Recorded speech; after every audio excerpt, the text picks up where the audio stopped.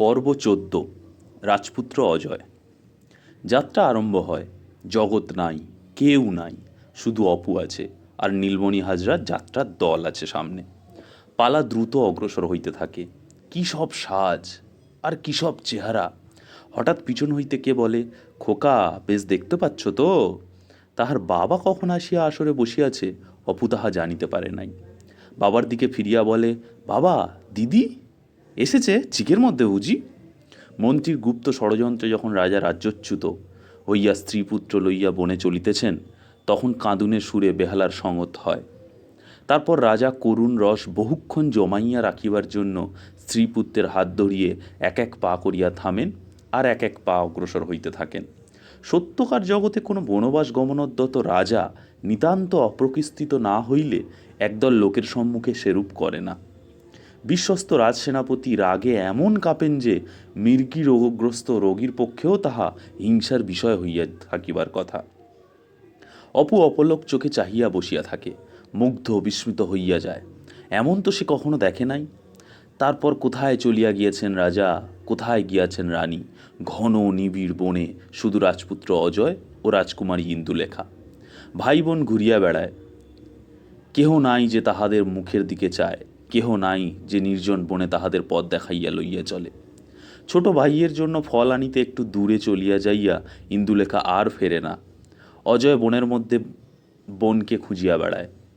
তারপর নদীর ধারে হঠাৎ খুঁজিয়া পায় ইন্দুলেখার মৃতদেহ। ক্ষুধার তাড়নায় বিষফল খাইয়া সে মরিয়া গিয়াছে। অজয়ের করুণ গান, কোথা ছেড়ে গেলিয়ে বন কান্তারে, প্রাণপ্রিয় প্রাণসাথীরে, শুনিয়া অপু এতক্ষণ অপলক চোখে চাহিয়াছিল, আর থাকিতে পারে না। ফুলিয়া ফুলিয়া কাঁদে। কলিঙ্গরাজের সহিত বিচিত্রকেতুর যুদ্ধে তরোয়ার খেলা কি ভীষণ! যায় যায় বুঝি ঝাড়গুলো গুঁড়ো হয়, নয়তো কোনো হতভাগ্য দর্শকের চোখ বুঝি বিধিয়া যায়। রব ওঠে, ঝাড় সামলে, ঝাড় সামলে, কিন্তু অদ্ভুত সে যুদ্ধ কৌশল, সব বাঁচাইয়া চলে। ধন্য বিচিত্রকেতু। মধ্যে অনেকক্ষণ ধরিয়া জুড়ির দীর্ঘ গান ও বেহালার কসরতের সময় অপুকে তাহার বাবা ডাকিয়া বলে, ঘুম পাচ্ছে, বাড়ি যাবে খোকা? ঘুম? সর্বনাশ! না, সে বাড়িতে কিছুতেই যাইবে না। বাহিরে ডাকিয়া তাহার বাবা বলে, এই 2 পয়সা রাখো বাবা, কিছু কিনে খেও, আমি বাড়ি গেলাম। অপুর ইচ্ছা সে 1 পয়সার পান কিনিয়া খায়।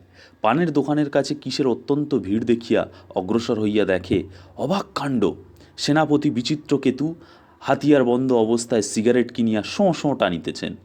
তাহাকে ঘিরিয়া রথযাত্রার ভিড়। আবার আশ্চর্যের উপর আশ্চর্য, রাজকুমার অজয় কোথা হইতে আসিয়া বিচিত্রকেতুর কনুইয়ে হাত দিয়া বলিল, 1 পয়সার তামাক খাও না কিশোরীদা। রাজপুত্রের প্রতি সেনাপতির বিশ্বস্ততার কোনো নিদর্শন দেখা গেল না। হাত ঝাড়া দিয়া বলিল, যা, অত পয়সা নেই। ওবেলা সাবানখানা যে দুজনে মাগলে, আমাকে কি বলেছিলে? রাজপুত্র পুনরায় বলিল, খাও না কিশোরীদা, আমি বুঝি কখনো কিছু দিইনি তোমাকে? বিচিত্রকেতী হাত ছাড়াইয়া চলিয়া গেল। অপুরই সমবয়সী হবে। টুকটুকে বেশ দেখিতে, গানের গলা বড় সুন্দর। অপু মুগ্ধ হইয়া তাহার দিকে চাইয়া থাকে, বড় ইচ্ছা হয় আলাপ করিতে। হঠাৎ সে কিসের টানে সাহসী হইয়া আগাইয়া যায়। একটু লজ্জার সঙ্গে বলে, পান খাবে? অজয় একটু অবাক হয়, বলে, তুমি খাওয়াবে? নিয়ে এসো না। দুজনে ভাব হইয়া যায়।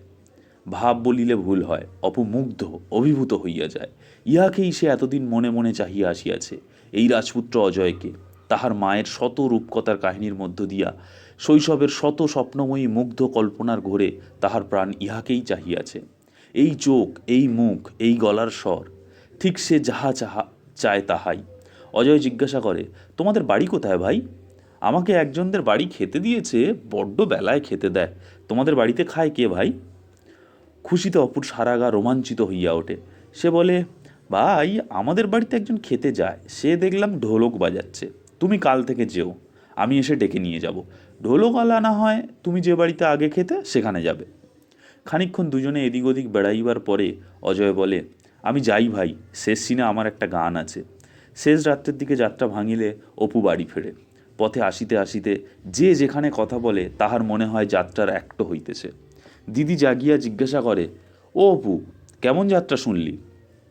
অপুর মনে হয় গভীর জনশূন্য বনের মধ্যে রাজকুমারী ইন্দুলেখা কি বলিয়া উঠিল, কিসের যে ঘোর তাহাকে পাইয়া বসিয়াছে, মহা খুশির সহিত সে বলে, অজয় যে সেজেছিল মা, কাল থেকে সে আমাদের বাড়ি খেতে আসবে।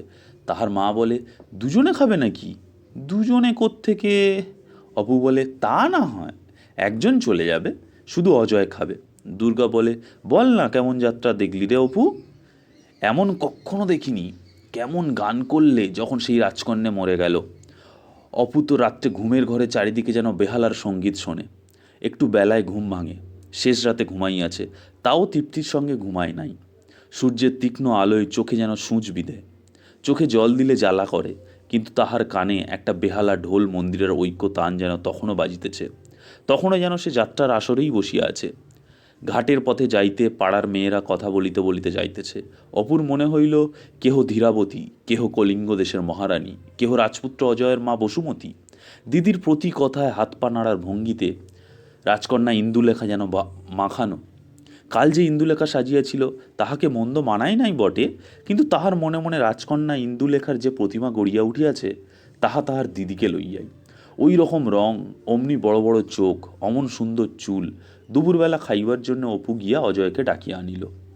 তাহার মা দুজনকে এক জায়গায় খাইতে দিয়া অজয়ের পরিচয় লইতে বসিল। সে ব্রাহ্মণের ছেলে, তাহার কেহ নাই, এক মাসই তাহাকে মানুষ করিয়াছিল। সেও মরিয়া গিয়াছে, আজ বছরখানেক যাত্রার দলে কাজ করিতেছে।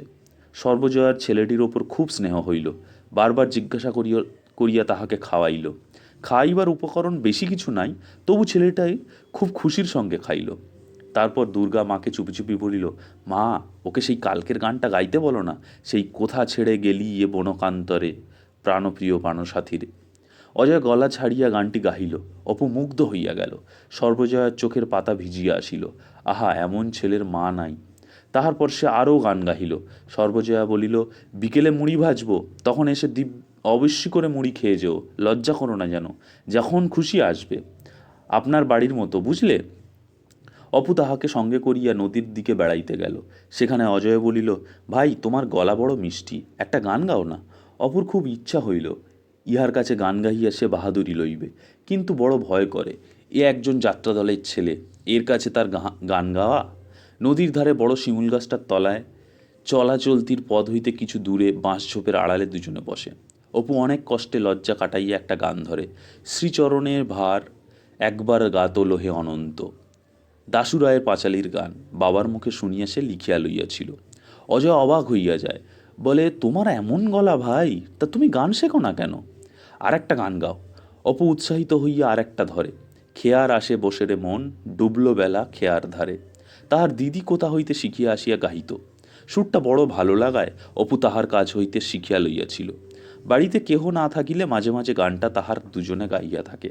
গানটা শেষ হইলে অজয় প্রশংসার উচ্ছ্বসিত হইয়া উঠিল। বলিল, এমন গলা থাকলে যে কোনো দলে ঢুকলে 15 টাকা মাইনে সে দেবে বলছি তোমায়, এরপর যদি শেখো। বাড়িতে কেহ না থাকিলে দিদির সামনে গাহিয়া অপু কতদিন জিজ্ঞাসা করিয়াছে, হ্যাঁ দিদি, আমার গলা আছে, গান হবে? দিদি তাহাকে বরাবর আশ্বাস দিয়া আসিয়াছে, কিন্তু সে আশ্বাস যতই আশাপ্রদ হোক, আজ একজন খাস যাত্রা দলের নামকরা মেডেলওয়ালা গায়কের মুখে এ প্রশংসার কথা শুনিয়া আনন্দে অপু কি উত্তর করিবে ঠাহর করিতে পারিল না। বলিল, তোমার ওই গানটা আমায় শেখাও না ভাই।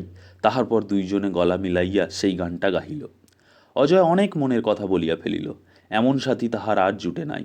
সে প্রায় 40 টাকা জমাইয়াছে। আরেকটু বড় হইলে সে দল ছাড়িয়া দেবে। অধিকারী বড় মারে, সে আশুতোষ পালের দলে যাইবে। সেখানে বড় সুখ, রোজ রাত্রে লুচি, না খাইলে 3 আনা পয়সা খোরাকি দেয়।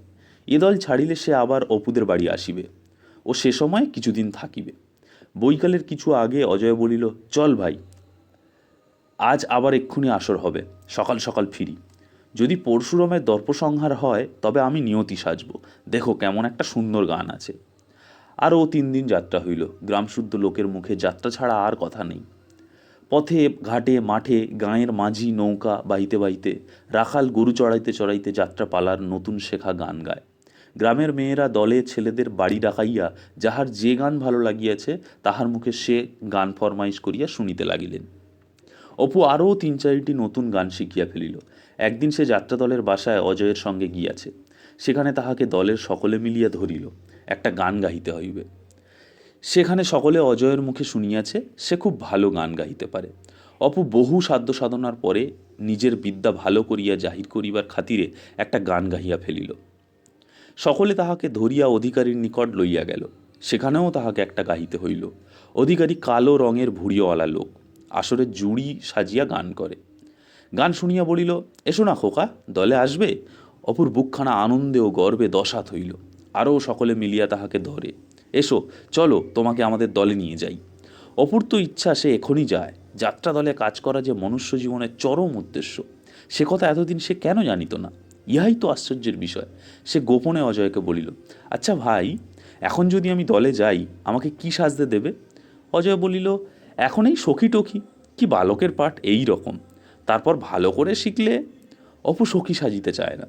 জরির মুকুট মাথায় সে সেনাপতি সাজিয়া তলোয়ার ঝুলাইবে, যুদ্ধ করিবে। বড় হইলে সে যাত্রার দলে যাইবেই যাইবে। তাহার ইহাই জীবনের ধ্রুব লক্ষ্য। দিন পাঁচেক পরে যাত্রা দলের গাওনা শেষ হয়ে গেল। তাহারা রওনা হইল। অজয় বাড়ির ছেলের মতো যখন তখন আসিত যাইত। এই কয়দিন সে অপুরই এক ভাই হইয়া পড়িয়াছিল। অপুরই বয়সী ছোট্ট ছেলে। সংসারে কেহ নাই শুনিয়া সর্বজয়া তাহাকে এ কয়দিন অপুর মতো যত্ন করিয়াছে। দুর্গাও তাহাকে আপন ভাইয়ের চোখে দেখিয়াছে। তাহার কাছে গান শিখিয়া লইয়াছে, কত গল্প শুনিয়াছে, তাহার পিসিমার কথা বলিয়াছে। তিনজনে মিলিয়া উঠোনে বড় ঘর আঁকিয়া গঙ্গা যমুনা খেলিয়াছে। খাইবার সময় জোর করিয়া বেশি খাইতে বাধ্য করিয়াছে। যাত্রা দলে থাকে, কোথায় শোয়, কি খায়, কে কোথায় দেখে, তাহা বলিবার কেহ নাই। যাইবার সময় সে হঠাৎ পুটুলি খুলিয়া কষ্টে সঞ্চিত 5টি টাকা বাহির করিয়া সর্বজয়ার হাতে দিতে গেল।